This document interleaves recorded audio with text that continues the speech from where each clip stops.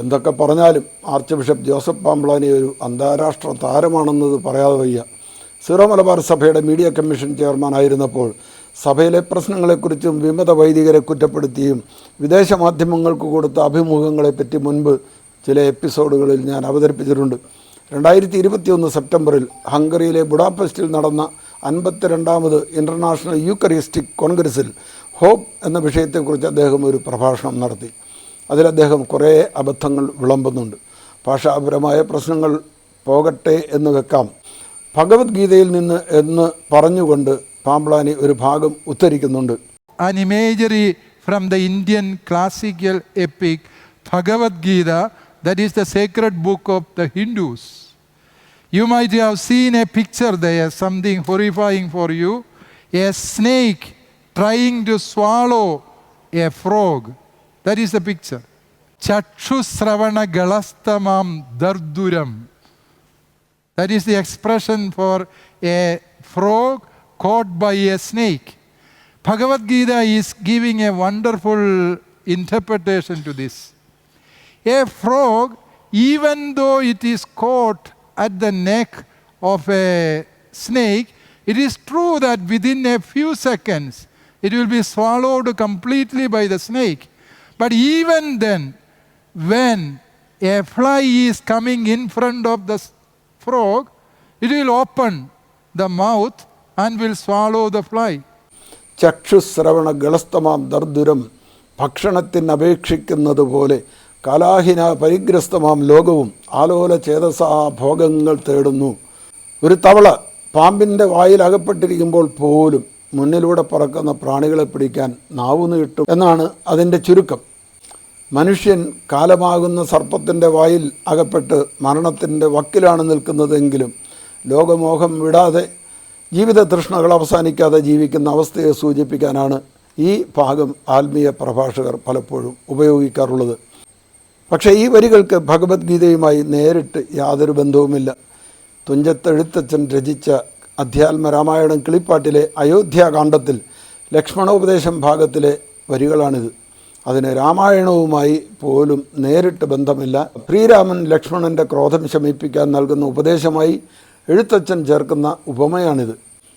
പാംബ്ലാനിയെപ്പറ്റിയും പാംബ്ലാനി പറയുന്നതിനെപ്പറ്റിയും നന്നായി അറിയുന്ന ഈ നാട്ടിലെ ജനങ്ങളുടെ മുമ്പിൽ വ്യാജം വിളമ്പാൻ ഒരു മടിയുമില്ലാത്ത പാംബ്ലാനി വിദേശത്ത് പോയി നുണ പറഞ്ഞില്ലെങ്കിലല്ലേ അത്ഭുതപ്പെടാനുള്ളൂ.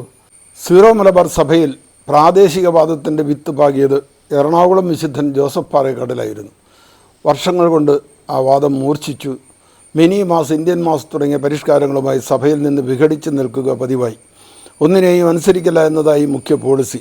അത് മൂത്ത് മെത്രാനെയോ സിനഡിനെയോ മാർപ്പാപ്പയോ പോലും അനുസരിക്കില്ല എന്ന് പരസ്യമായി പ്രഖ്യാപിക്കുന്ന അവസ്ഥ വരെ എത്തിയിട്ടും സഭാ നേതൃത്വം വിളക്കുകാലും നോക്കുകുത്തിയും മരപ്പാവയും പോലെ അനക്കമറ്റു നിന്നു.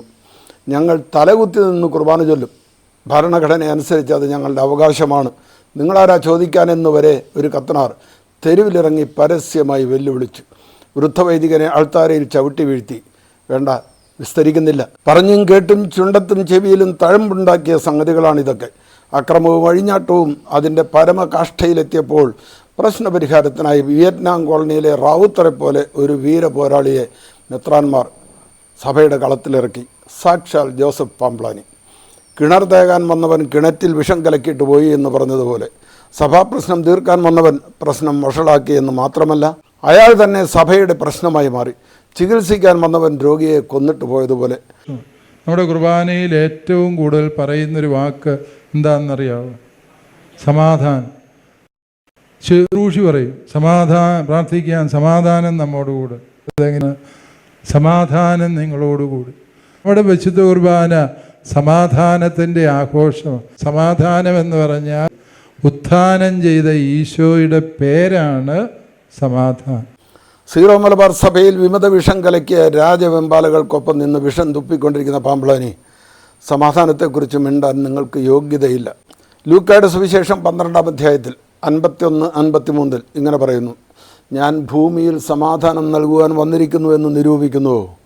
അല്ലല്ല, ഭിന്നിപ്പത്രേ എന്ന് ഞാൻ നിങ്ങളോട് പറയുന്നു. ഇതേ കാര്യം അല്പം വ്യത്യാസപ്പെടുത്തി മത്തായിയുടെ സുവിശേഷം 10:34 കാണാം. ഭൂമിയിൽ സമാധാനമാണ് ഞാൻ കൊണ്ടുവന്നിരിക്കുന്നത് എന്ന് നിങ്ങൾ വിചാരിക്കരുത്. സമാധാനമല്ല, വാളാണ് ഞാൻ കൊണ്ടുവന്നിരിക്കുന്നത്.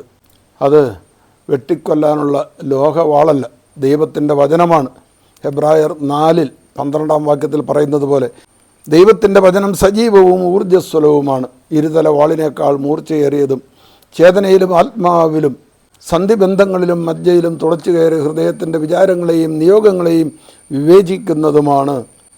ദൈവവുമായി അനുരഞ്ജനപ്പെടുമ്പോൾ മാത്രമേ യഥാർത്ഥ സമാധാനം ലഭിക്കൂ. പാപത്തോടും അനീതിയോടും ഒത്തുതീർപ്പുണ്ടാക്കിക്കൊണ്ടല്ല അത് സമ്പാദിക്കേണ്ടത്. ക്രിസ്തു സമാധാനത്തിൻ്റെ രാജാവാണ്. സമാധാനം സ്ഥാപിക്കുന്നവർ ഭാഗ്യവാന്മാർ, അവർ ദൈവപുത്രന്മാരെന്ന് വിളിക്കപ്പെടും. മത്തായിയുടെ സുവിശേഷത്തിലുള്ളതാണ്.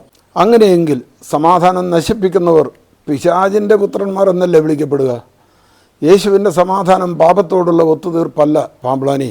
അനുസരണക്കേടിനോടും അനീതിയോടും വിഘടനത്തോടും കൈകോർത്ത് പിടിച്ചുകൊണ്ട് സമാധാനമുണ്ടാക്കാം എന്നാണോ നിങ്ങൾ പഠിച്ച ദൈവശാസ്ത്രവും മനഃശാസ്ത്രവും പറയുന്നത്? തിന്മയോട് കൂട്ടുകൂടണമെന്നാണോ വിട്ടുനിൽക്കണമെന്നാണോ ഒരു പുരോഹിതൻ അഥവാ മെത്രാൻ എന്ന നിലയിൽ നിങ്ങൾ പ്രഘോഷിക്കുന്നത്? ആളൂർ പ്രസംഗത്തിനിടെ ബിഷപ്പ് പാമ്പ്ളാനി പറഞ്ഞു, അതുകൊണ്ടാണ് എറണാകുളം രൂപതയ്ക്ക് ഒഴിവ് കൊടുത്തത് എന്ന്. അപ്രകാരം ഒരു തീരുമാനത്തിൻ്റെ പശ്ചാത്തലത്തിലാണ് ഇപ്പോൾ നിലവിലുള്ള ഈ സാവകാശം എറണാകുളം അങ്കമാലി അതിരൂപതയ്ക്ക് കൊടുത്തിരിക്കുന്നത്. ആരാണ് ഒഴിവ് കൊടുത്തത് പാമ്പ്ളാനി? ഒഴിവ് കൊടുക്കാൻ നിങ്ങൾക്ക് അധികാരമുണ്ടോ? സുപ്രീം കോടതി വിധിച്ച വധശിക്ഷ ഇളവ് ചെയ്യാൻ പ്രസിഡൻറ്റിന് മാത്രമേ അധികാരമുള്ളൂ എന്ന് പറയുന്നത് പോലെ സിനഡ് തീരുമാനിച്ചതും മാർപ്പാപ്പ അംഗീകരിച്ചതുമായ ഒരു ക്രമത്തിൽ ഒരക്ഷരം കൂട്ടിച്ചേർക്കാനോ വെട്ടിക്കുറയ്ക്കാനോ തിരുത്താൻ മാർപ്പാപ്പയ്ക്കല്ലാതെ ഈ ഭൂമിയിൽ ഒരാൾക്കും അവകാശമില്ല എന്ന് നിങ്ങൾക്ക് പറഞ്ഞു തരണോ? അങ്ങനെ ഒരു അധികാരം മാർപ്പാപ്പ പോലും ഉപയോഗിക്കാറില്ല. ഇവിടെ ആർക്കെങ്കിലും അങ്ങനെ ഒരു അധികാരം ഉണ്ടായിരുന്നെങ്കിൽ ഒഴിവിനായി ജഡ്ജി കുര്യനെയും നരികുളത്തെയും കൂട്ടി കരിയിൽ മെത്താൻ അപേക്ഷയുമായി റോമിൽ പോകേണ്ടതുണ്ടായിരുന്നു. ഒരു രൂപതയ്ക്ക് എന്നേക്കും ഒഴിവ് കൊടുക്കാൻ നിയമം അനുവദിക്കുന്നുണ്ടെങ്കിൽ ഓരോ കാരണം പറഞ്ഞു വരുന്ന ഓരോ ഇടവകയ്ക്കും ഓരോ വൈദികനും ഒഴിവ് കൊടുക്കണ്ടേ? അതല്ലേ ന്യായം? ആ അവസ്ഥയാണോ നിങ്ങൾ പറയുന്ന ഐക്യം? ഒഴിവ് കൊടുത്തതിന് തെളിവ് കാണിക്കാൻ നിങ്ങളെ സവിനയം വെല്ലുവിളിക്കുന്നു. തെളിവ് കാണിക്കാനില്ലെങ്കിൽ നിങ്ങൾ നീചമായൊരു കള്ളം പറഞ്ഞെന്നും വഞ്ചകനും വ്യാജനും ദുഷ്ടനുമാണെന്ന് നിങ്ങൾ ഒരിക്കൽ കൂടി തെളിയിച്ചുവെന്നും ഈ ലോകം മനസ്സിലാക്കും. എറണാകുളം രൂപതയ്ക്ക് ഒഴിവ് കൊടുത്തു എന്ന വ്യാജത്തിനല്ലേ വത്തിക്കാൻ കരിയിൽ മെത്രാനെ കരിയില പോലെ പറപ്പിച്ചത്? കുർബാനയ്ക്ക് വേണ്ടി നിങ്ങൾ മരിക്കരുത്, ജീവിക്കണം എന്ന് ഇയാൾ പറയുന്നുണ്ട്. ജീവൻ സമൃദ്ധമായി ഉണ്ടാക്കാനാണ് ഞാൻ വന്നിരിക്കുന്നത് എന്ന യേശുവിൻ്റെ വാക്യത്തെ ഉദ്ധരിച്ചുകൊണ്ട് പാമ്പ്ളാനി പറയുകയാണ്, കുർബാനയ്ക്ക് വേണ്ടി നിങ്ങൾ മരിക്കരുത്, ജീവിക്കണം. കുർബാനയ്ക്ക് വേണ്ടി നമ്മൾ ജീവിക്കണം. കാരണം ജീവനുണ്ടാകാനും അത് സമൃദ്ധമായി ഉണ്ടാകാനും വേണ്ടി ഈശോ സ്ഥാപിച്ചതാണ് നമ്മുടെ പരിശുദ്ധ കുർബാന. എന്നാൽ ഇയാളുടെ അണികളിൽ ഒരു പ്രമുഖൻ പറയുന്നത് കുർബാനയ്ക്ക് വേണ്ടി ഞങ്ങൾ മരിച്ചു വീഴും എന്നല്ലേ? നമുക്ക് ഒരുമിച്ച് നടന്നാൽ എല്ലാവരെയും ചേർത്ത് പിടിച്ചുകൊണ്ട് നമുക്ക് നമ്മുടെ യഥാർത്ഥ ലക്ഷ്യത്തിലെത്താൻ സാധിക്കും. എറണാകുളംകാരെയും കൂടി ചേർത്ത് പിടിക്കണമെന്നാണ് പാമ്പ്ളാനി പറയുന്നത്. അവരെ ചേർത്ത് പിടിക്കേണ്ട രഹസ്യ ആവശ്യങ്ങൾ പാമ്പ്ളാനിക്കുണ്ടായിരിക്കാം. അതിന് ഈ നാട്ടുകാരും കൂടി ചേർത്ത് പിടിക്കണോ? നിങ്ങൾ 35 പേരുടെ ഒരു ഗ്രൂപ്പ് ടൂർ പോയി എന്ന് വെക്കുക. ഹോട്ടലിൽ താമസിക്കുമ്പോൾ രാവിലെ 7 മണിക്ക് പുറപ്പെടുമെന്ന് ലീഡർ നിങ്ങളെ അറിയിക്കുകയാണ്. 34 പേർ 6:45 7 മുമ്പായി എത്തി വണ്ടിയിൽ കയറി ഇരിപ്പാണ്. ഒരാളെ കാണാനില്ല. 7:15 അയാൾ എത്തുന്നില്ല, വിളിച്ചിട്ടെടുക്കുന്നുമില്ല. ലീഡർ മുറിയിൽ ചെന്ന് മുട്ടി വിളിക്കുമ്പോൾ 35-ാമൻ മൂടി പുതച്ചുറക്കമാണ്. അവൻ കുളിച്ചൊരുങ്ങി വന്ന് വണ്ടിയിൽ കയറുമ്പോൾ 8 മണി. ആ 34 പേർ അവനെ ചേർത്ത് പിടിച്ച് ഉമ്മ വെച്ച് സ്വീകരിക്കണോ? അതോ 2 പേരെങ്കിലും അവൻ്റെ ചെകിട്ടത്തൊന്ന് പൊട്ടിക്കണോ? കുറഞ്ഞത് അവൻ്റെ ചെവിയിൽ 2 സുഹൃത ജപം ചൊല്ലണോ? എടോ അപ്പാ, തൻ്റെ കൂടെ ജീവിച്ചു മടുത്തു, എനിക്കിനി വയ്യ, ഈ കാലമാടൻ്റെ കൂടെ ജീവിക്കാൻ, എൻ്റെ സ്വത്തിൻ്റെ വീതം ഇങ്ങോട്ട് തന്നേക്ക് എന്ന് ഇളയ മകൻ ശണ്ട കൂടിയപ്പോൾ അപ്പൻ അവൻ്റെ വീതം കൊടുത്തു. നീ പോകണ്ട മോനെ, ഇവിടെ നിൽക്ക് എന്ന് പറഞ്ഞ് അപ്പനോ അവൻ്റെ ചേട്ടനോ അവനെ ചേർത്ത് പിടിക്കുകയോ കെട്ടിയിടുകയോ ചെയ്തില്ല. പോണേൽ പോടാ എന്നേ പറഞ്ഞുള്ളൂ. സർവ്വതും വിറ്റ് തുലച്ച് അവൻ നാട് വിട്ടുപോയി. ഉള്ളതെല്ലാം തീർത്ത് കൂലിപ്പണി ചെയ്തും പന്നികളുടെ ഉച്ഛിഷ്ടം തിന്നും മടുത്തപ്പോഴാണ് അവന് തറവാടിൻ്റെ മഹിമ ഓർമ്മ വന്നത്. പിതാവെ ക്ഷമിക്കണമെന്നും പറഞ്ഞ് അവൻ മോങ്ങിക്കൊണ്ട് വന്നപ്പോഴാണ് അപ്പൻ അവനെ ചേർത്ത് പിടിച്ചത്. അവനെ തേടിപ്പോയതുമില്ല, പോകാൻ നേരം ചേർത്ത് പിടിച്ചതുമില്ല. അപ്പോഴും അവൻ്റെ സഹോദരൻ മുറുമുറുത്തു. അതുപോലെയാണ് ഞങ്ങൾക്ക് സ്വാതന്ത്ര്യം വേണം, സ്വന്തം സഭ വേണം, ഇളവ് വേണം എന്നും പറഞ്ഞ് പിണങ്ങി നിൽക്കുന്ന എറണാകുളത്തെ ധൂർത്തപുത്രന്മാർ. അവരെ പണ്ടേ പണി കൊടുത്ത് പറഞ്ഞു വിടേണ്ടതായിരുന്നു. പാമ്പ്ളാനി, ഇടയന്ത്രം തുടങ്ങിയവരുടെ കുതന്ത്രത്തിൽ കുടുങ്ങി കർദിനാൾ ജോർജ് ആലഞ്ചേരി അവരെ ചേർത്ത് പിടിക്കാൻ നോക്കിയതാണ് ഈ കുഴപ്പങ്ങളുടെ എല്ലാം കാരണം. ഉമിയും തവിടും തിന്നും അടുത്ത് ഈ മുടിഞ്ഞ പുത്രന്മാർ ഇനി എന്നെങ്കിലും തിരിച്ചു വന്നാൽ നമ്മൾ ചേർത്ത് പിടിച്ചേക്കും. കരളിലോ വിരലിലോ കുടലിലോ കിഡ്നിയിലോ ക്യാൻസർ വരുമ്പോൾ അത് മുറിച്ച് കളയണം, അല്ലെങ്കിൽ ഉടൻ ചത്തുപോകുമെന്ന് ഡോക്ടർ പറയുമ്പോൾ അയ്യോ വേണ്ട, എനിക്കതിനെ ചേർത്ത് പിടിച്ചേ പറ്റൂ, അതെൻ്റെ ശരീരത്തിൻ്റെ ഭാഗമാണ് എന്ന് ആരെങ്കിലും പറയുമോ? പാമ്പ്ളാനി പറയുമോ? സഭയിലെ ക്യാൻസർ കോശങ്ങളെ പണ്ടേ മുറിച്ച് മാറ്റേണ്ടതായിരുന്നു പാമ്പ്ളാനി. ഇപ്പോഴും നിങ്ങൾ ഈ പഴുത്ത് പുഴുത്ത വ്രണങ്ങളെ ചേർത്ത് പിടിക്കാൻ ശ്രമിക്കുകയല്ലേ? അങ്ങനെ സഭയെ മൊത്തം നശിപ്പിക്കുകയല്ലേ? ഭിന്ദ്രൻവാലയെ ഓർമ്മയില്ലേ? 45 വർഷം മുൻപ് കുറേ കാലം ഇന്ത്യയുടെ ഉറക്കം കെടുത്തിയ സിഖ് ഭീകരൻ. സീറോ മലബാർ സഭയിലുമുണ്ട് കുറേ ഭിന്ദ്രൻവാല. 1947 മുതൽ ഒരു വിഭാഗം സിഖുകാർ ഉയർത്തിയിരുന്ന ഒരു സ്വതന്ത്ര സിഖ് രാഷ്ട്രം വേണമെന്ന വാദം 1982 ആനന്ദ്പൂർ സാഹിബ് സമ്മേളനത്തോടുകൂടി ശക്തിപ്പെടുകയും ജർണൈൽ സിംഗ് ഭിന്ദ്രൻവാലയുടെ നേതൃത്വത്തിൽ ഖാലിസ്ഥാൻ എന്ന പേരിൽ രാഷ്ട്രവിരുദ്ധ സമരം ആരംഭിക്കുകയും രാജ്യത്തിൻ്റെ ഐക്യവും സമാധാനവും അഖണ്ഡതയും തകർക്കാൻ പോകുന്ന വിധം രൂക്ഷമാകുകയും ചെയ്തു. സിഖ് സൈനികർ പോലും അതിന് പിന്തുണയുമായി ആയുധങ്ങളും പട്ടാള ട്രക്കുകളും മോഷ്ടിച്ച് പഞ്ചാബിലേക്ക് പാഞ്ഞു. സിഖ് മതത്തിൻ്റെ ആസ്ഥാന ക്ഷേത്രമായ സുവർണ ക്ഷേത്രമാണ് രാജ്യവിരുദ്ധ തീവ്രവാദത്തിന് താവളമാക്കിയത് എന്നോർക്കുക. രാജ്യത്തിൻ്റെ അഖണ്ഡത കാത്തുസൂക്ഷിക്കേണ്ട ചുമതലയുള്ള സർക്കാർ ഒടുവിൽ 1984 ജൂൺ 6 2 വർഷമായി സുവർണ ക്ഷേത്രത്തിൽ തമ്പടിച്ചിരുന്ന ഭിന്ദ്രൻവാലയെയും അയാളുടെ കൂട്ടുകാരായ തീവ്രവാദികളെയും കൊലപ്പെടുത്തി ആ സമരത്തെ അടിച്ചമർത്തേണ്ടി വന്നു. കീഴടങ്ങാൻ അവർക്ക് പലവട്ടം സന്ദേശം കൊടുത്തതിന് ശേഷമായിരുന്നു അവസാനത്തെ ബ്ലൂ സ്റ്റാർ ഓപ്പറേഷൻ. പക്ഷേ 4 മാസം കഴിഞ്ഞപ്പോൾ ഒക്ടോബർ 31 പ്രധാനമന്ത്രി ഇന്ദിരാഗാന്ധിയുടെ നെഞ്ചിലേക്ക് 1 ഡസൻ വെടിയുണ്ടകൾ ഉതിർത്ത് സിഖ് തീവ്രവാദികൾ പകവീട്ടി. എന്നിട്ടോ ഇന്ത്യ ഇന്നും അതുപോലെ നിൽക്കുന്നു. ഇന്ത്യയുടെ ചരിത്രത്തിൽ ജ്വലിച്ചു നിൽക്കുന്നു. വെറുക്കപ്പെട്ട ഒരു കഥാപാത്രമായി ഭിന്ദ്രൻവാല വിസ്മൃതിയിൽ മറഞ്ഞു. ആസാമിൽ ഉൾഫായും united liberation front of Assam, മണിപ്പൂരിൽ മീസോയും കാശ്മീരിൽ JKLF-ഉം തമിഴ്നാട്ടിൽ DKയും രൂപം കൊണ്ടത് ഇതേ വാദങ്ങൾ കൊണ്ട് തന്നെയായിരുന്നു. അപ്പോഴൊക്കെ ദേശസ്നേഹികൾ നയിച്ച സർക്കാർ അവയെ അടിച്ചമർത്തി. രാജ്യത്തിൻ്റെ അഖണ്ഡതയ്ക്ക് വേണ്ടി ഇന്ദിരാഗാന്ധി സ്വന്തം ജീവൻ കൊടുത്തു.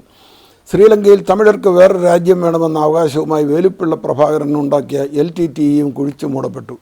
ഓരോരോ ആവശ്യങ്ങളുമായി ആളുകൾ സമരം തുടങ്ങുമ്പോഴൊക്കെ വെട്ടിനുറുക്കാനുള്ളതല്ല രാജ്യം എന്ന് ഭരണാധികാരികൾ തെളിയിച്ചു. പാമ്പ്ളാനിക്ക് സർപ്പത്തിൻ്റെ വിവേകമല്ല, കൊടിയ വക്രബുദ്ധിയാണുള്ളതെന്ന് ഈ പ്രസ്താവന തെളിയിക്കുന്നു.